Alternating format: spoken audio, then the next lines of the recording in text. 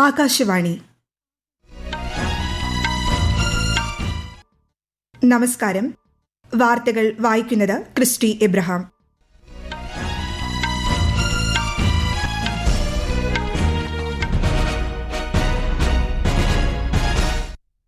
പ്രധാന വാർത്തകൾ. പ്രധാനമന്ത്രി നരേന്ദ്രമോദിയുടെ പ്രതിമാസ റേഡിയോ പ്രഭാഷണ പരിപാടി മൻ കി ബാത് ഇന്ന്. കേന്ദ്ര സംസ്ഥാന സർക്കാരുകളുടെ കൂട്ടായ ശ്രമങ്ങളിലൂടെ വികസിത ഭാരതം 2047 എന്ന ലക്ഷ്യം സാക്ഷാത്കരിക്കാൻ കഴിയുമെന്ന് പ്രധാനമന്ത്രി നരേന്ദ്രമോദി. പാരീസ് ഒളിമ്പിക്സിൽ ഇന്ത്യയ്ക്ക് വിജയത്തുടക്കം. സ്വർണ്ണ പ്രതീക്ഷയുമായി ഷൂട്ടിംഗ് താരം മനു ഭാക്കർ ഇന്നിറങ്ങും. ഭീകരതയെ ചെറുക്കാനും സൈബർ കുറ്റകൃത്യങ്ങൾ കൈകാര്യം ചെയ്യാനും രാജ്യങ്ങൾ കരുത്തു നേടണമെന്ന് വിദേശകാര്യമന്ത്രി എസ് ജയശങ്കർ. 2025 മാർച്ച് 30 സമ്പൂർണ്ണ ശുചിത്വ കേരള പ്രഖ്യാപനം നടത്താൻ ലക്ഷ്യമിട്ട് സംസ്ഥാന സർക്കാർ. വാർത്തകൾ വിശദമായി. പ്രധാനമന്ത്രി നരേന്ദ്രമോദിയുടെ പ്രതിമാസ റേഡിയോ പ്രഭാഷണ പരിപാടി മൻ കി ബാത് ഇന്ന് രാവിലെ 11 മൻ കി ബാത്തിന്റെ 112ാം പതിപ്പാണിത്. ദൂരദർശന്റെയും ആകാശവാണിയുടെയും എല്ലാ ശൃംഖലകളിലും പരിപാടി തത്സമയം പ്രക്ഷേപണം ചെയ്യും. തുടർന്ന് പ്രാദേശിക പരിഭാഷയും ഉണ്ടായിരിക്കും. രാജ്യത്തെ 9 സംസ്ഥാനങ്ങളിൽ പുതിയ ഗവർണർമാരെ നിയമിച്ചുകൊണ്ടുള്ള ഉത്തരവ് രാഷ്ട്രപതി ഭവൻ പുറത്തിറക്കി. രാജസ്ഥാൻ, തെലങ്കാന, സിക്കിം, ജാർഖണ്ഡ്, ഛത്തീസ്ഗഡ്, മേഘാലയ, മഹാരാഷ്ട്ര, പഞ്ചാബ്, അസം, പുതുച്ചേരി എന്നിവിടങ്ങളിലാണ് പുതിയ ഗവർണർമാരെ നിയമിച്ചത്. ഹരിഭാവു കിസൻ റാവു ബാഗ്ഡെയാണ് രാജസ്ഥാൻ ഗവർണർ. ജിഷ്ണുദേവ് വർമ്മയെ തെലങ്കാന ഗവർണറായും, ഓം പ്രകാശ് മാത്തൂറിനെ സിക്കിമിലും, സന്തോഷ് കുമാർ ഗാംഗ്വാറിനെ ജാർഖണ്ഡിലും, രമൺ ദേഗയെ ഛത്തീസ്ഗഡിലും ഗവർണറായി നിയമിച്ചു. മേഘാലയ ഗവർണറായി CH വിജയശങ്കറിനെയും മഹാരാഷ്ട്രയിൽ CP രാധാകൃഷ്ണനെയും നിയമിച്ചു. ഗുലാബ് ചന്ദ് കഠാരിയയെ പഞ്ചാബ് ഗവർണറായും ചണ്ഡീഗഡ് അഡ്മിനിസ്ട്രേറ്ററായും നിയമിച്ചു. ലക്ഷ്മൺ പ്രസാദ് ആചാര്യയാണ് അസം ഗവർണർ. ഇദ്ദേഹത്തിന് മണിപ്പൂർ ഗവർണറുടെ അധിക ചുമതലയും നൽകിയിട്ടുണ്ട്. മലയാളിയായ K കൈലാഷ് നാഥനാണ് പുതുച്ചേരിയുടെ പുതിയ ലഫ്റ്റനന്റ് ഗവർണർ. കേന്ദ്ര സംസ്ഥാന സർക്കാരുകളുടെ കൂട്ടായ ശ്രമങ്ങളിലൂടെ വികസിത ഭാരതം 2047 എന്ന ലക്ഷ്യം സാക്ഷാത്കരിക്കാൻ കഴിയുമെന്ന് പ്രധാനമന്ത്രി നരേന്ദ്രമോദി. ന്യൂഡൽഹിയിൽ നിതി ആയോഗിന്റെ 9ാം ഭരണസമിതി യോഗത്തെ അഭിസംബോധന ചെയ്യുകയായിരുന്നു ശ്രീ മോദി. നിലവിലെ സാങ്കേതികവും ഭൌമരാഷ്ട്രീയപരവുമായ അവസരങ്ങൾ പ്രയോജനപ്പെടുത്തണമെന്നും അന്താരാഷ്ട്ര നിക്ഷേപങ്ങൾക്ക് അനുകൂലമായ നയങ്ങൾ രൂപപ്പെടുത്തണമെന്നും പ്രധാനമന്ത്രി അഭിപ്രായപ്പെട്ടു. ലോകത്തെ 3ാമത്തെ വലിയ സമ്പദ് വ്യവസ്ഥയാകാനുള്ള യാത്രയിലാണ് രാജ്യം. വികസിത ഭാരതത്തിനായി നൈപുണ്യം, ഗവേഷണം, നൂതനാശയം, തൊഴിലധിഷ്ഠിത വിജ്ഞാനം എന്നിവയ്ക്ക് ഊന്നൽ നൽകണമെന്നും ശ്രീ മോദി പറഞ്ഞു. പാരീസ് ഒളിമ്പിക്സിന്റെ ഉദ്ഘാടന ദിനത്തിൽ നടന്ന വിവിധ മത്സരങ്ങളിൽ വിജയത്തുടക്കത്തോടെ ഇന്ത്യൻ താരങ്ങൾ. ആദ്യ പൂൾ ബി മത്സരത്തിൽ ഇന്ത്യൻ പുരുഷ ഹോക്കി സംഘം ന്യൂസിലൻഡിനെ 3-2 പരാജയപ്പെടുത്തി. ബാഡ്മിന്റൺ പുരുഷ സിംഗിൾസിൽ ഇന്ത്യയുടെ ലക്ഷ്യ സെൻ ആദ്യ റൌണ്ട് മത്സരം വിജയിച്ചു. ബാഡ്മിന്റൺ ഡബിൾസിൽ ചിരാഗ് ഷെട്ടി, സാത്വിക് സായിരാജ് രംഗിറെഡ്ഡി സഖ്യം ആദ്യ ഗ്രൂപ്പ് ഘട്ട മത്സരത്തിൽ മികച്ച വിജയം നേടി.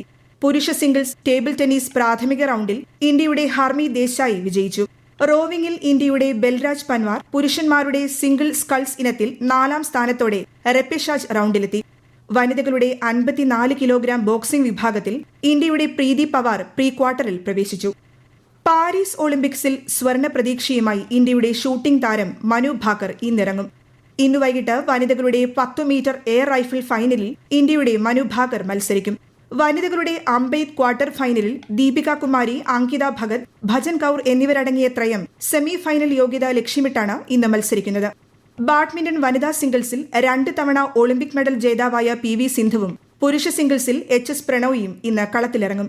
പാരീസ് ഒളിമ്പിക്സിലെ ഇന്ത്യയുടെ ഏറ്റവും പ്രായം കുറഞ്ഞ അത്ലറ്റ് ധിനിതി ദേസിംഗും ഇന്ന് 200 മീറ്റർ ഫ്രീ സ്റ്റൈൽ നീന്തലിൽ മത്സരിക്കും.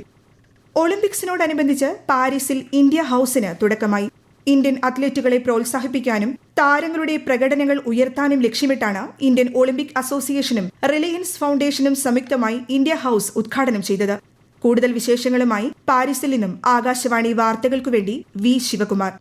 റിലയൻസ് ഫൗണ്ടേഷനും ഇന്ത്യൻ ഒളിമ്പിക് അസോസിയേഷനും സംയുക്തമായി തുടങ്ങിയ ഈ ഇന്ത്യ ഹൌസ് ഒളിമ്പിക്സ് കളിക്കാർക്ക് വിദേശത്ത് നാട്ടിലെ അനുഭവം നൽകാനും അവരെ ആദരിക്കാനുമുള്ള അവസരം ആണെന്ന് നീത അംബാനി അറിയിച്ചു. ഫിഫ തലവൻ ജിയാനി ഇൻഫന്റിനോ, PT ഉഷ, രാജ രൺധീർ സിംഗ്, അഭിനവ് ബിന്ദ്ര, ഇന്ത്യൻ അംബാസിഡർ ജാവേദ് അഷ്റഫ്, മുകേഷ് അംബാനി തുടങ്ങിയ ഒരുപാട് വിശിഷ്ട വ്യക്തികൾ ഈ ചടങ്ങിൽ പങ്കെടുത്തിരുന്നു. PT ഉഷ ആകാശവാണിയോട്. ഇന്ത്യ ഹൗസ് ഒരു മിനി ഇന്ത്യ ഹൗസ് അല്ലേ ഉണ്ടാക്കിയിരിക്കുന്നത്. ഇന്ത്യ ഹൗസ് എന്ന് പറയുന്നവർ ഓടിക്കഴിഞ്ഞു കഴിഞ്ഞാൽ അവരെ ഇവിടെ ഫെലിസിറ്റേറ്റ് ചെയ്യും. അവർക്ക് ഇന്റർവ്യൂ ചെയ്യാനുള്ള സംവിധാനം ഉണ്ടാക്കും. പിന്നെ ഇവിടെ കൾച്ചർ പ്രോഗ്രാംസ് ഉണ്ടാവും. നമ്മുടെ നാടിനെ വിളിച്ച് പറയുന്നതായിട്ടുള്ള പല ഫെസിലിറ്റീസുകൾ ഇതിനുള്ളിലുണ്ട്. പിന്നെ I think food also they are providing for the athletes. Asia Cup വനിതാ T20 ക്രിക്കറ്റ് ഫൈനലിൽ ഇന്ത്യ ഇന്ന് ശ്രീലങ്കയെ നേരിടും. സെമി ഫൈനലിൽ ഇന്ത്യ ബംഗ്ലാദേശിനെയും ശ്രീലങ്ക പാകിസ്ഥാനെയും തോൽപ്പിച്ചിരുന്നു.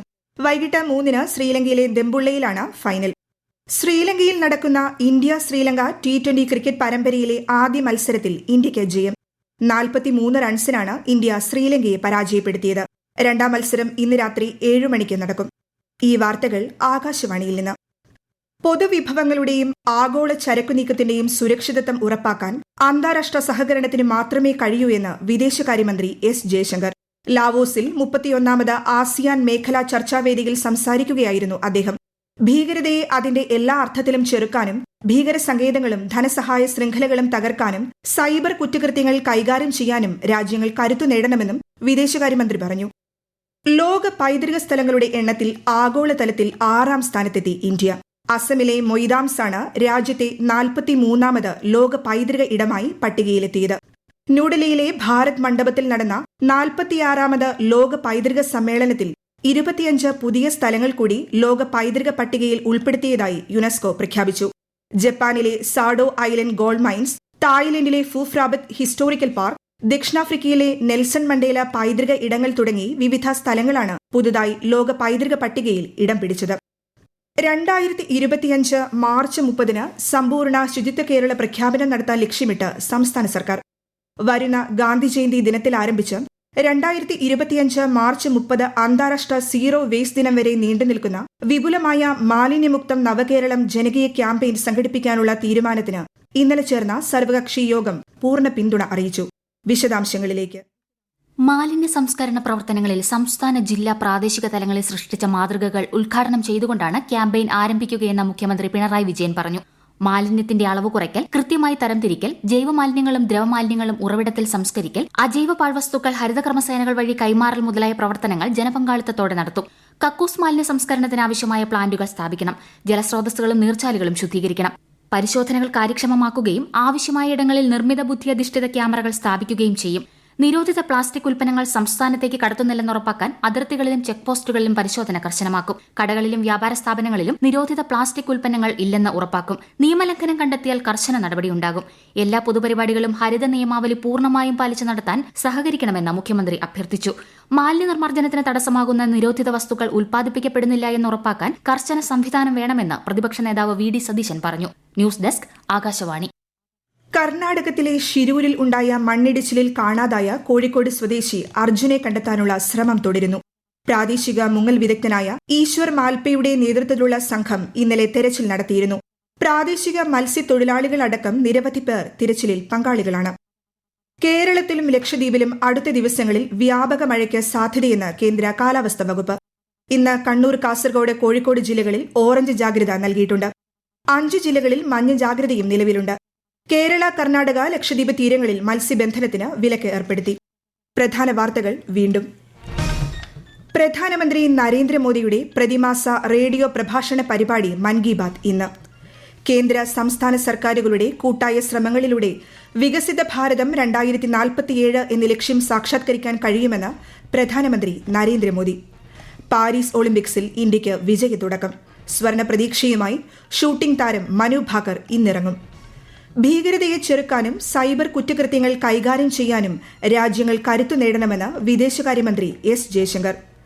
2025 മാർച്ച് 30 സമ്പൂർണ്ണ ശുചിത്വ കേരള പ്രഖ്യാപനം നടത്താൻ ലക്ഷ്യമിട്ട് സംസ്ഥാന സർക്കാർ. വാർത്തകൾ കഴിഞ്ഞു. അടുത്ത വാർത്താ പ്രക്ഷേപണം ഉച്ചയ്ക്ക് 12:30.